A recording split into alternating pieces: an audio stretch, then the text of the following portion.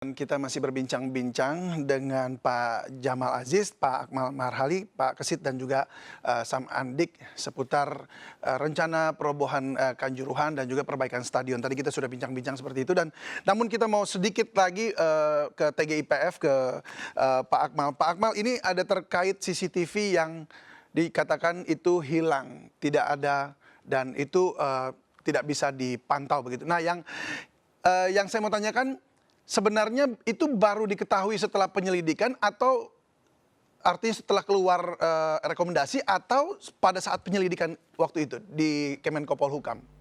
Jadi ketika kita ditetapkan menjadi tim independen pencari fakta, kita mengumpulkan fakta-fakta itu baik kualitatif maupun kuantitatif, termasuk data primer, sekunder, dan tersier. Kemudian kita ambil 32 rekaman CCTV di Stadion Kanjuruhan. Ada satu rekaman yang kemudian hilang di luar ketika Barakuda yang membawa pemain Persebaya keluar, kemudian terhenti. Setelah itu hilang selama 3 jam 21 menit. Setelah itu langsung gambarnya berubah pada situasi di mana sudah lengang gitu, lapangan itu jalan itu sudah lengang, sudah tidak ada lagi besi-besi di sana. Nah, pertanyaannya, ada apa kejadian di sana gitu kan?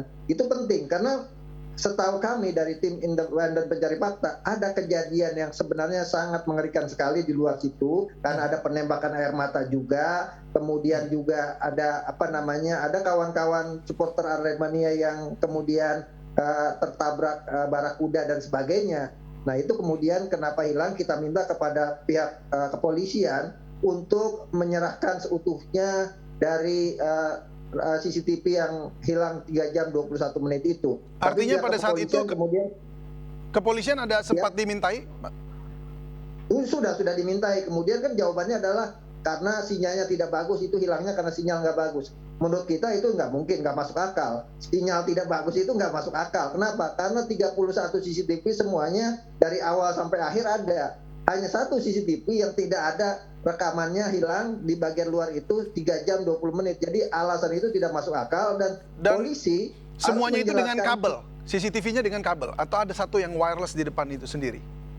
Iya, CCTV yang dengan kabel itu. Nah, ini kan kemudian harus dijelaskan secara transparan kepada masyarakat. Kenapa hilangnya? Yang dijelaskan kemudian oleh pihak kepolisian justru kepada Komnas HAM. Katanya sinyalnya nggak bagus. Nah, ini kan menurut saya adalah tidak fair gitu kan. Ketika kemudian kita minta penjelasan, tidak disampaikan, tapi disampaikan ke pihak lain. Nah, yang harus disampaikan sekarang adalah ke masyarakat. Jangan sampai masyarakat bertanya-tanya, ada apa? 3 jam 21 menit itu hilang gitu kan. Ya, untuk Sam Andik memang saat itu Anda tidak ada di dalam, tapi teman-teman yang ada di sana di sekitaran di luar situ, apakah pernah melihat ada situasi yang atau mereka menceritakan telah mengalami sesuatu yang kemudian ya itu tadi ada yang skip, jadi tidak terpantau pada CCTV begitu. Ada nggak yang Anda sendiri belum lihat sampai saat ini ada pernyataan dari kepolisian gitu? Belum ada. Yang jelas kita juga pernah ketemu Mas David, kita sempat ketemu sama Pak Aris.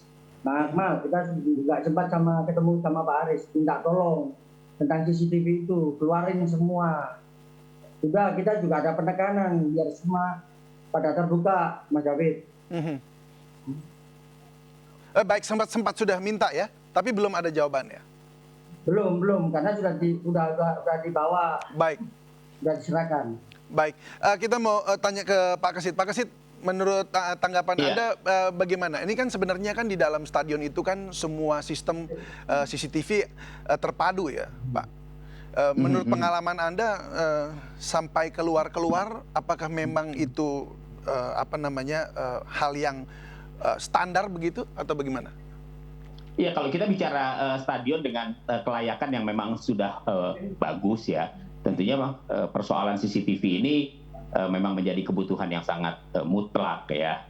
Saya sendiri belum atau tidak mengetahui seberapa banyak CCTV yang kemudian ada di sekitaran Stadion Kanjuruhan. Tadi kalau Akmal bilang ada sekitar 31 ya, 32 ya. Artinya sebenarnya kalau untuk mengolek data ya dari 32 CCTV itu sih sebenarnya sudah lebih dari cukup mungkin ya untuk bisa menganalisis apa saja sebenarnya kejadian-kejadian yang pada saat itu berlangsung ya di sekitaran Kanjuruhan. Kalau kemudian ada satu CCTV yang hilang dan durasinya itu memakan waktu 3 jam 21 menit seperti temuan TGIPF, saya pikir ya memang layak untuk terus dipertanyakan ya, kenapa kok bisa sampai hilang. Saya juga melihat kalau misalnya alasannya masalah internet, ini juga tidak masuk akal gitu ya. Jadi saya pikir memang harus ada transparansi lagi ya, seperti apa kemudian situasi, karena dari situ mungkin akan bisa ditemukan jawaban baru lagi ya, barangkali akan bisa ditemukan jawaban baru apa yang sebenarnya terjadi di sekitaran itu. Begitu Ya. Bung David. Baik, Pak Jamal, tanggapan Anda gimana? Karena ini kan ada puzzle-puzzle nih ya, maksudnya yang kayaknya ada yang hilang gitu, nggak masuk ke situ. Padahal Pak Mahfud MD juga udah ngomong, bicara bahwa dari situ mereka bisa melihat begitu tragisnya keadaan saat itu dan sangat sedih sekali melihatnya. Nah ini ada yang hilang gini. Menurut Anda seperti apa yang harus dilakukan? Saya tidak boleh komentar itu. Yang boleh komentar itu adalah tim TGIPF. Karena dia yang diberi hak dan otoritas untuk memeriksa itu semua. Jadi kalau ada yang janggal, tolong dipertanyakan. Karena orang Malang sekarang ini kehilangan anak, juga kehilangan saudara, kehilangan istri, kehilangan suami. Kepingin bahwa ini ada penjelasan konkret. Mengapa itu bisa terjadi? Lalu siapa yang harus bertanggung jawab atas kejadian ini? Itu yang ditunggu oleh masyarakat Malang. Ya, Bukan baik. cuma masyarakat Malang, ada orang Pasuruan, ada orang Probolinggo, ada orang Blitar. Itu menunggu semua, cuma secara kebetulan home base-nya di Malang. Nah, sekarang tergantung bagaimana ini, kan sekarang kita sudah dengar semua ini, dari Pak Kesit dengar, Mas Andi dengar, Akmal dengar juga dari saya sekarang ini. Akmal tinggal ngomong, Pak ini kelihatannya tidak selesai kalau ini tidak tuntas. Itu yang ditunggu rakyat. Karena apa? Seperti yang dikatakan oleh Mas Andi tadi, banyak yang di rumah yang sekarang itu bisa mengalami perawatan, dan itu perawatan di desa, butuh duit, ada santunan tapi belum tentu cukup. Baik, Kalau baik. orang kena sakit permanen bagaimana? Kalau patah tulang masa kebawa ke sangkal buntung? Baik, Samandik. Samandik. Jadi saya mau jelasin dulu soal rekomendasi TGIPF ya terkait dengan trauma healing dan sebagainya. Kita sudah minta Menteri Kesehatan, Menteri Sosial untuk membantu korban trauma healing ini atau korban luka baik berat maupun ringan sampai sembuh secara gratis, dan kemudian akan dibangun atau pusat media centernya di kantor Bupati Malang. Di sana akan dibuat, di sana masuk di Kabupaten Malang. Nah jadi nanti tinggal Sam Andik misalnya ada hal-hal yang tidak sesuai dengan apa yang direncanakan oleh pemerintah itu bisa informasikan ke kita juga, sehingga kita bisa tekan bahwa ini harus dijalankan. Buat kita adalah yang paling penting bukan yang meninggal mungkin sudah selesai hidupnya, kemudian sudah mendapatkan bantuan. Yang paling berat itu justru yang luka-luka, apalagi yang mengalami stres dan mengalami gangguan jiwa. Nah, ini yang paling penting buat kita, dan kita sudah minta dalam rekomendasi itu untuk diurus gratis sampai kehidupannya normal. Informasi yang saya terima ini positif ya, Bang Akmal? Ya. Positif ya? Gratis ya? Positif ya? Sudah disampaikan. Ini gandolono. Siap. Apa yang disampaikan Akmal ini kamu gandoli. Siap Pak Jamal, siap. Kalau tentang pertandingan Mas David, saya mohon maaf. Kalau pertandingan dibilang ganjal, satu. Bang Akmal tahu sendiri, kita kedatangan dulu dicek. Bludak Bang Jamal. Aman. Persib Bandung. Bludak. Aman. Kalau tentang lawan Persibaya ya Bapak-bapak yang tahu lah, ganjalnya di mana. Kalau di dalam pertandingan tidak ada masalah. Karena 2 kali 45 selesai dengan baik. Supporter Persebaya tidak ada. Berarti kan tidak ada masalah. Cuman cara mengantisipasinya itu yang mungkin kurang sosialisasi. Walaupun gas air mata mlebu nang lapangan kan ngono. Ya, karena itu kita kemudian merekomendasikan agar semua kasus ini diusut tuntas. Jadi jangan sampai kemudian proses yang perobohan Stadion Kanjuruhan ini menghilangkan rekomendasi dari tim pencari fakta untuk usut tuntas kasus ini gitu kan. Nah ini yang harus menjadi tugas kita bersama-sama mengawal ini semua. Jangan sampai kemudian selama ini kan ada orang meninggal di sepak bola, seminggu kemudian hilang begitu saja. seminggu kemudian hilang begitu saja, nggak ada yang bertanggung jawab. Nah, kalau dalam kasus ini harus ada yang bertanggung jawab, baik itu tanggung jawab dalam kaitan pidana, perdata maupun hukum administrasi, termasuk hukum moral di situ untuk mundur karena ini merupakan bagian dari tanggung jawab moral. Baik, Pak Akmal. Sam Andik, tadi barusan dikatakan TGIPF juga sudah memberikan rekomendasi dan juga pemerintah juga sudah melakukan tugasnya, bagiannya saat ini. Nah, tapi PSSI sendiri terlihat enggan untuk disalahkan nih. Nah, ini dari Aremania bagaimana melihatnya? Seperti awal Mas David, dari awal kejadian kita tetap fokus, kita tidak mau dirubah gini-gini pola pikir teman-teman semua fokus ke usut tuntas seperti Pak Jamal. Banyak keluarga yang menunggu hasil akhirnya seperti ini Mas David. Hasilnya seperti apa? Semua keluarga menunggu. Kalau masalah tentang PSSI sudah ada tugasnya masing-masing. Oke. Yang jelas kita perlu revolusi sepak bola ini. Oke, saya hanya mau konfirmasi aja, Sam Andik, apakah masih ada keluarga korban yang belum ditangani oleh pemerintah? Masih ada Bapak, masih ada Mas David. Tapi teman-teman tim gabungan Aremania akan tetap berusaha tidak pernah lelah untuk mencari itu dan bertanggung jawab atas semua yang terjadi.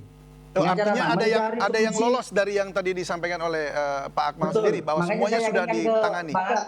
Jadi ada yang lolos, misalnya saya temui korban, ada korban yang tidak dirawat di rumah sakit karena nggak punya biaya. Waktu saya temui itu kemudian saya minta untuk kemudian ke rumah sakit anak itu untuk diperiksa kenapa matanya merah, dadanya kemudian sesak napas, jangan sampai kemudian tidak diperiksa ke rumah sakit karena takut biaya sehingga tidak ada diagnosa dokternya. Ini kan sangat berbahaya.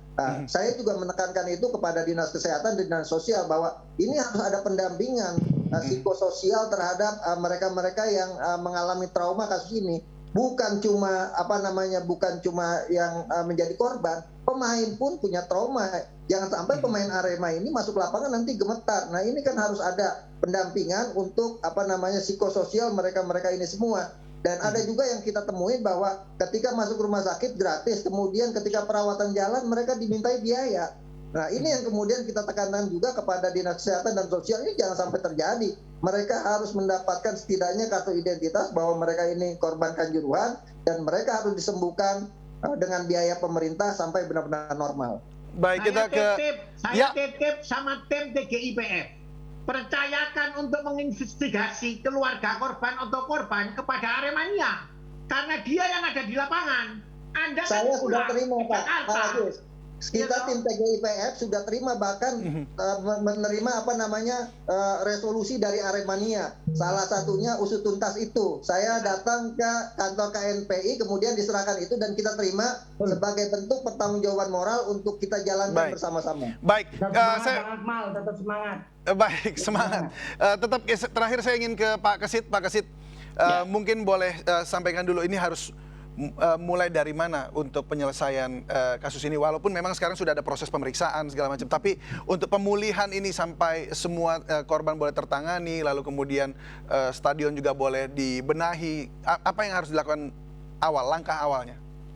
Ya, saya pikir memang yang paling penting ya dari kasus Kanjuruhan ini adalah bagaimana menghilangkan trauma dari para korban yang saat ini mungkin masih dirawat, ya. Kemudian juga bagaimana memulihkan situasi, terutama teman-teman Arema. Tentunya saya yakin sekali ya, tragedi Kanjuruhan itu pasti akan membekas seumur hidup ya. Dan ini yang menurut saya juga harus mendapatkan perhatian. Tadi Akmal juga mengatakan bahwa pemain juga pasti juga memiliki trauma. Jadi saya pikir yang paling penting ya, bagaimana kemudian seluruh stakeholder saat ini fokus deh ke bagaimana pemulihan trauma dari korban Kanjuruhan ini, karena tidak ada yang lebih penting dari bagaimana para Aremania ini kemudian bisa kembali pulih traumanya dari kejadian yang ada di Kanjuruhan, bahwa Stadion Kanjuruhan kemudian akan dirobohkan dan akan dibangun kembali seperti yang tadi sama-sama kita katakan. Apresiasi untuk pemerintah, tapi saya pikir fokus utama pada saat inilah bagaimana pemulihan trauma ya. Kemudian juga jangan lupa siapa yang harus bertanggung jawab dari kasus tragedi Kanjuruhan ini. Itu yang paling harus penting juga. dikejar terus ya sampai Iya, selesai. betul. Baik, Pak Kasit, Pak Jamal, terima kasih banyak. Pak Akmal, terima kasih. Sam Andik juga terima kasih sudah berbagi bersama kami. Semoga ada jalan keluar juga, ada kemudian ada solusinya, kemudian ada juga pernyataan jelas siapa yang harus bertanggung jawab, dan yang bertanggung jawab juga harus mengambil tanggung jawab itu dengan baik. Terima kasih Bapak-Bapak, selamat malam dan salam sehat selalu.